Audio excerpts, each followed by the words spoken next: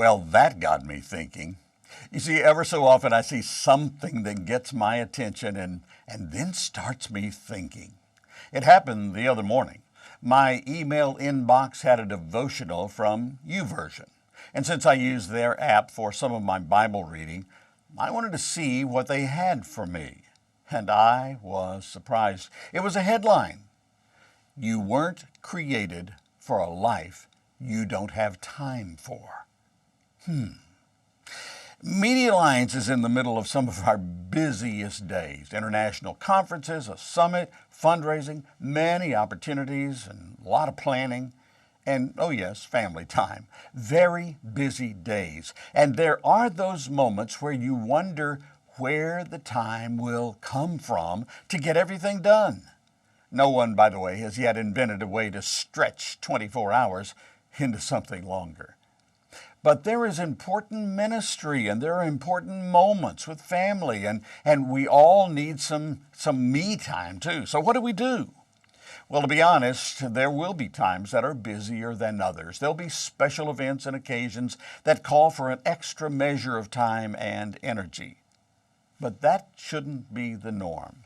The folks at YouVersion explained, God created us for purposeful work. But there's a difference between doing meaningful work and letting that work become our identity. Does that sound familiar? That busyness that crosses the line? Dr. Henry Blackaby addressed that in one of his devotionals in Experiencing God Day by Day. He compared the busyness of Martha to the quiet devotion of her sister Mary. And Blackaby says, it is good to want to serve Christ as an expression of love for what He has done for you. Yet when your activity consumes your time and energies so that you have no time for Him, you have become too busy. Blackaby goes on to talk about the balance we need in our lives. We're not called to continually sit at the feet of Jesus. Otherwise, our service for Him would cease. Neither are we called to serve Him incessantly without taking time to find restoration in His presence. The Lord gave simple and straightforward directions through the psalmist. Be still and know that I am God. Psalm 46. Here are some suggestions from YouVersion on how to find a way to do just that, to manage your ministry time, family time, personal time, and God time. First of all, find your way. Don't let everything that comes along demand your time and your energy. What is it that God has called and gifted you to do? Focus on that and leave time for the Lord. Number 2, schedule it on your calendar. Without being totally legalistic, carve out some specific times when you're alone with the Lord, in His Word, listening to His voice. For many of us, that's found in the early morning hours when there are fewer opportunities for distraction. And number 3, give yourself something to look forward to.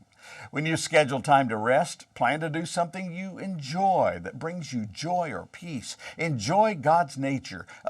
Be creative. Refreshment for the soul. And be relentless.